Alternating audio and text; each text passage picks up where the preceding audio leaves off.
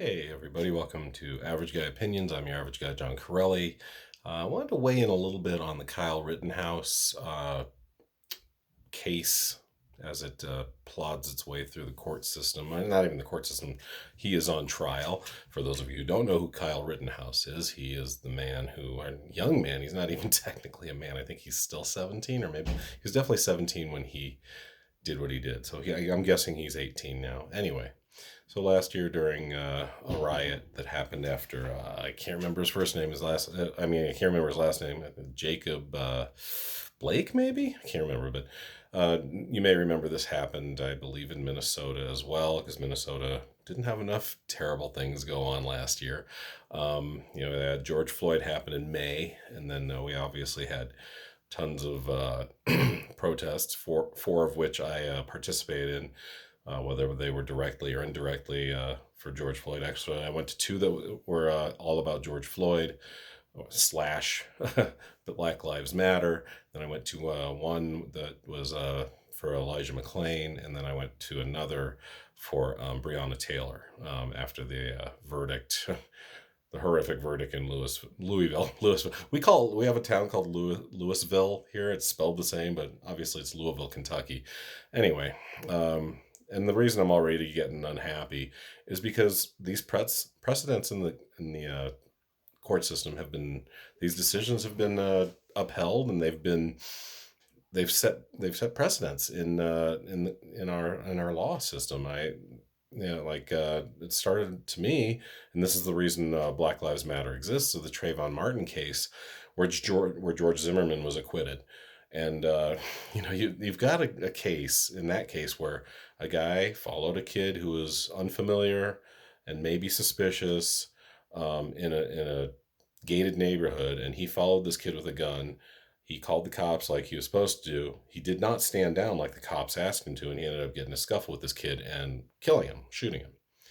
And now he signs bags of Skittles because people think apparently that's fucking hilarious that this kid was carrying Skittles and iced tea, and now people bring bags of Skittles for him to sign because they're pretty horrible people.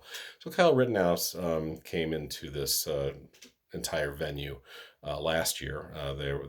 So Jacob Blake was shot in the back by about 7 times by cops. He may or may not have been wielding a knife, depending on who you believe and the evidence you see. It's kind of hard to tell what he's holding based on the video evidence, but he tried to run back into his car, which I'm not gonna lie, it's a bad idea.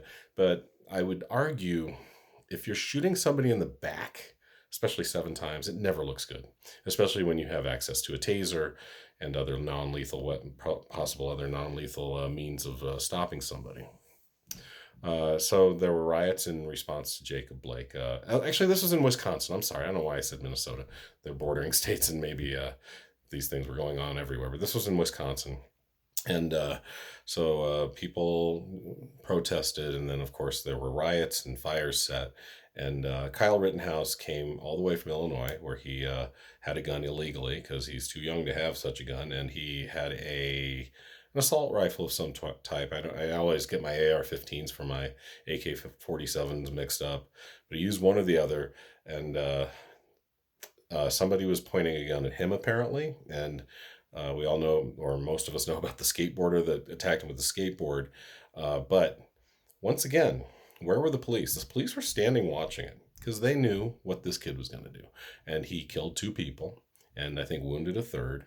And now he's in court for it, being tried for first-degree murder. Now, I don't know. Now, once again, I believe it was first-degree murder. And I'm sorry, this is a very average guy take on it.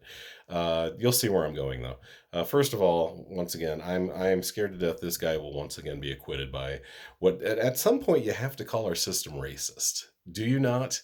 When black men keep getting killed over and over. In this case, it wasn't black men, but it was people protesting on behalf of a black man who was shot and killed by police.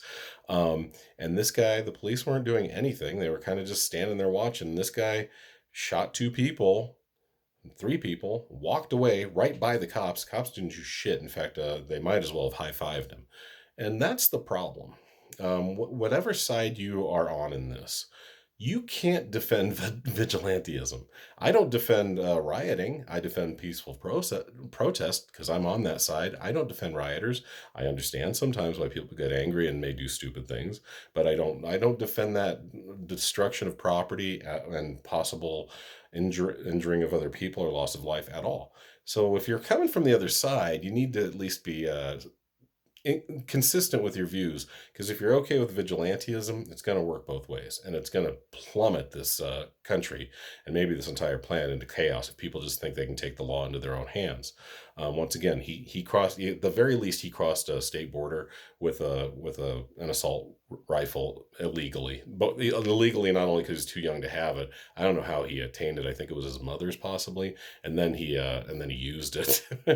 But there's a lot of conjecture going back and forth. I know this. I know the judge has changed the language of the courtroom, and this is horrific and scary. Because imagine if you were a victim of a crime, and the judge right off the bat said, "The prosecution, in trying to prosecute the perpetrator of this crime, you cannot refer to the person that was victimized as a victim." That's a scary precedent that may possibly uphold in this case. I don't even see how a judge can do that. We have words, language has meaning, and this guy's just saying, you can't use the word victim. Well, there are two dead people. I think that's about the biggest victim you can be. If you don't get to live anymore, you're a victim. Of course, there are all kinds of right-wing gun rights groups coming out and supporting this kid. He had a GoFundMe that did very well, and he just sounds like a horrible little creep. He's just a little 17-year-old kid that had nothing going on, nothing else good going on in his life. Because why do you go, yeah, I'm going to get my big badass gun and go defend this place I don't even care about?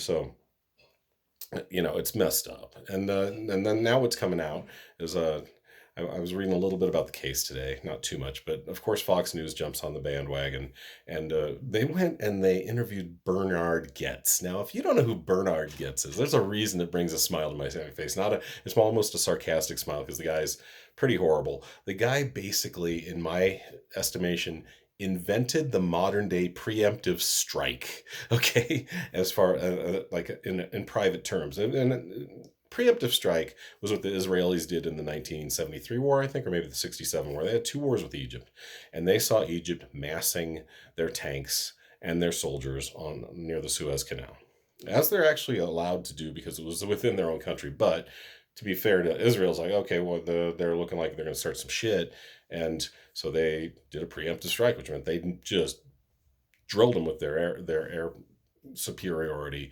and really I think that was the 6-day war. It was literally a 6-day war. One of those, I always get my 67 73 mixed up, but yeah. So preemptive strike was coined after that war. Bernie Goetz did his own version of a preemptive strike on a New York subway in 1984, when 4 black men approached him. Bernard Goetz, if you couldn't tell by his name, very white, and he had a gun, and he, in his estimation, had been threatened before, and he felt threatened this time. And to be fair, these guys were probably being threatening, but not of his life. Now, here's where this is a very gray area. I'll be the first to admit it.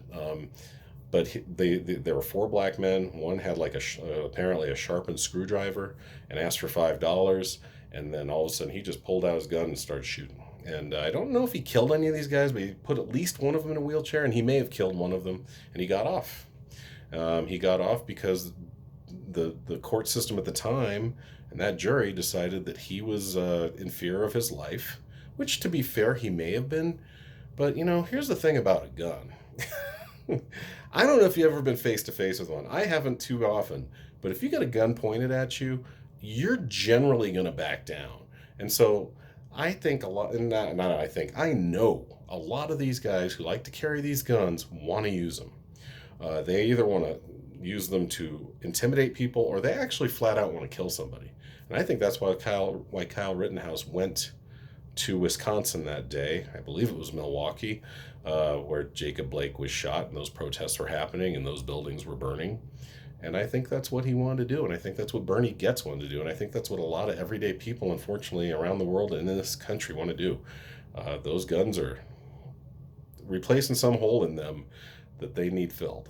So yeah, that's a bit about it. It was interesting just to see from Bernhard Goetz and seeing Fox News actually try to make him relevant. So there you go. There's a little take. It's a little all over the place, as they often are. Thanks for checking it out. We'll talk to you guys next time. Bye.